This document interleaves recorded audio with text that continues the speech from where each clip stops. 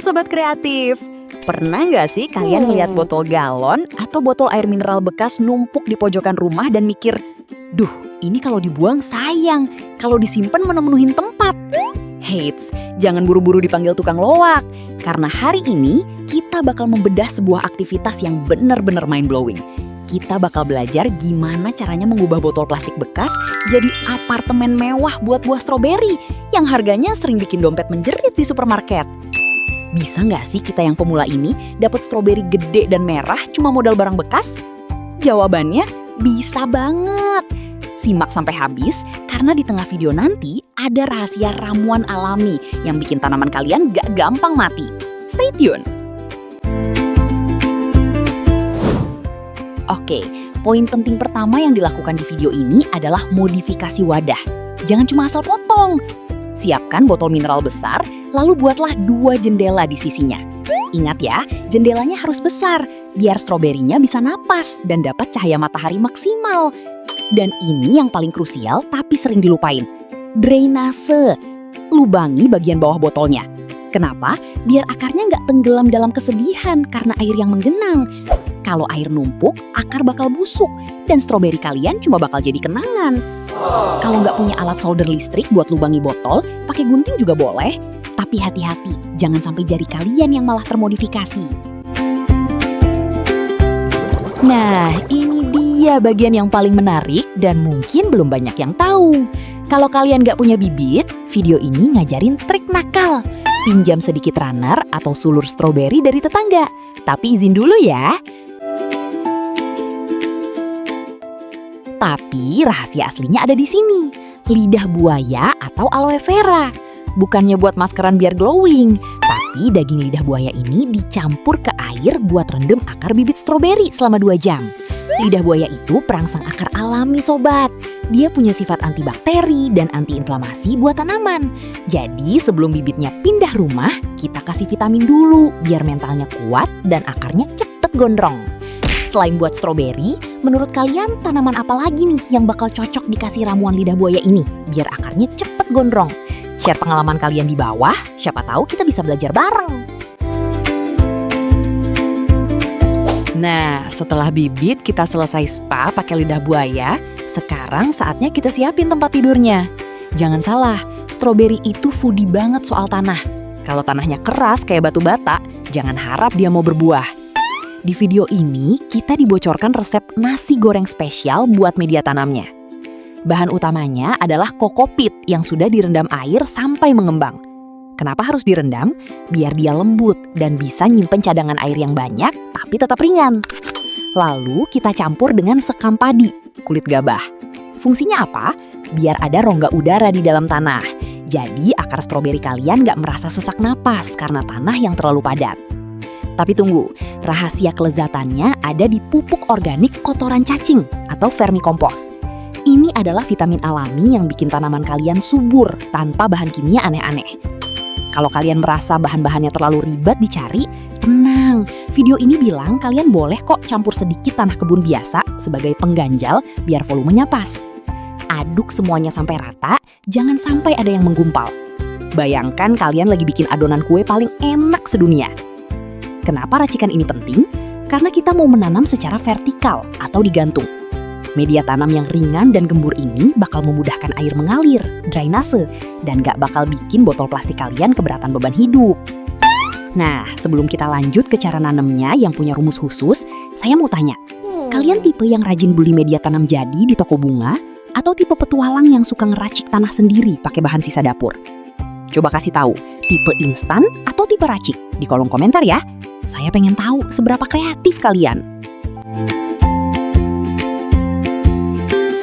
Kalau media tanam sudah siap masuk ke botol, baru deh kita masuk ke bagian yang paling krusial, teknik menanam. Ada rumus 8 kata emas yang wajib kalian hafal, biar stroberinya nggak mati muda. Tanam dalam jangan kubur jantungnya, tanam dangkal akarnya kelihatan. Maksudnya gimana? Stroberi punya bagian yang namanya crown atau mahkota di pangkal batangnya. Kalau kalian kubur terlalu dalam sampai mahkotanya ketutup tanah, dia bakal busuk. Tapi kalau terlalu dangkal, akarnya bakal kering kena sinar matahari. Jadi harus pas di tengah-tengah. Ibarat pakai celana, jangan terlalu tinggi sampai ke dada, jangan terlalu melorot juga. Harus perfect. Kenapa sih harus digantung? 1. Hemat tempat. Cocok buat kita-kita yang tinggal di lahan sempit atau cuma punya balkon seuprit. 2. Ventilasi juara. Udara muter terus, jadi penyakit jamur males mampir. 3. Bebas gangguan. Stroberinya nggak langsung nempel tanah, jadi nggak gampang busuk atau dimakan serangga tanah. Tapi hati-hati, kalau kalian nanam di balkon, pas nyiram jangan sampai air kotornya netes ke jemuran tetangga di bawah. Bisa-bisa bukan stroberinya yang merah, tapi muka tetangga kalian yang merah karena marah. Stroberi itu tanaman yang agak manja soal suhu. Dia suka yang adem-adem, 15-25 derajat Celcius. Kalau terlalu panas, dia gosong. Kalau di bawah 0 derajat, dia jadi es lilin alias mati beku. Pupuknya juga jangan overdosis. Pakai pupuk organik yang udah mateng sempurna. Kalau maksa pakai pupuk kimia banyak-banyak, stroberinya malah kebakar dan tamat riwayatnya. Setelah 2 bulan, keajaiban terjadi. Buah yang tadinya hijau kecil berubah jadi merah merona dan besar. Hasilnya nggak kalah saing sama stroberi mahal di supermarket loh. Tapi hati-hati, begitu merah kalian harus segera petik. Kenapa? Pertama, biar nggak cepat busuk. Kedua, biar nggak keduluan intelijen udara alias burung yang hobinya nginceng warna merah. Menikmati stroberi segar tanpa pestisida, hasil keringat sendiri dari botol bekas itu rasanya bener-bener memuaskan.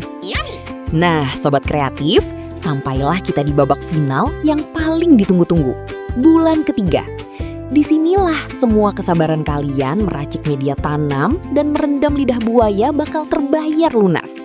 Bayangkan, botol-botol plastik yang tadinya cuma sampah, sekarang sudah berubah jadi perhiasan gantung dengan buah-buah merah yang bergelantungan.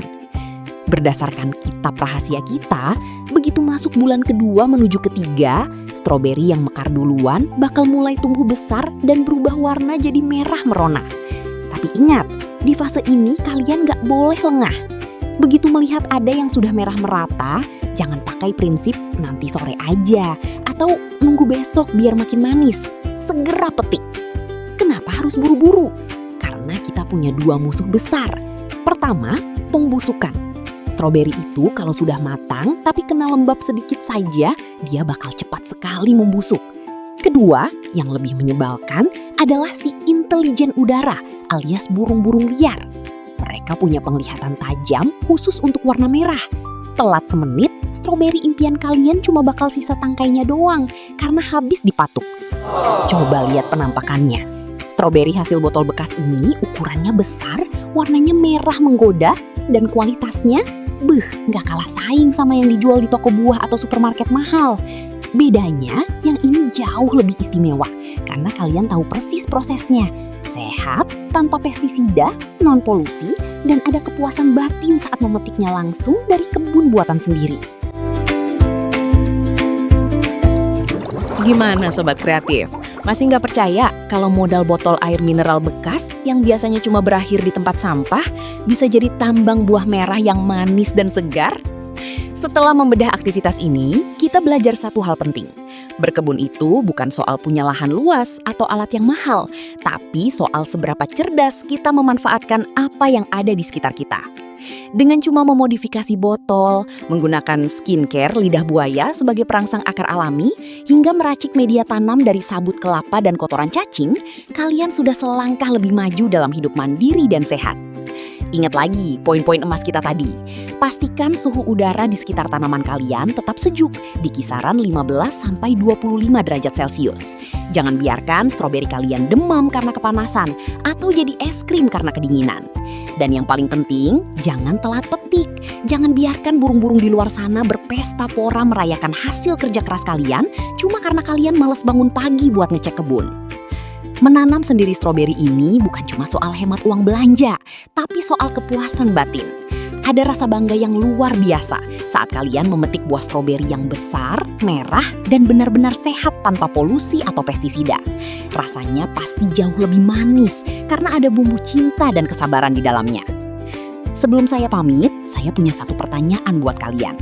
Kalau kalian sudah berhasil panen stroberi segede dan semerah ini, bakal langsung dimakan di tempat atau mau difoto dulu buat pamer di sosmed? Coba tulis di kolom komentar. Siapa tahu kita bisa bikin kompetisi foto stroberi botol paling estetik. Jangan lupa berikan like kalau kalian merasa terinspirasi dan subscribe supaya nggak ketinggalan tips-tips menanam unik lainnya yang bikin hidup makin kreatif dan produktif. Terima kasih sudah menonton sampai akhir. Tetaplah berkreasi, tetaplah hijau, dan sampai jumpa di panen raya berikutnya. Dadah!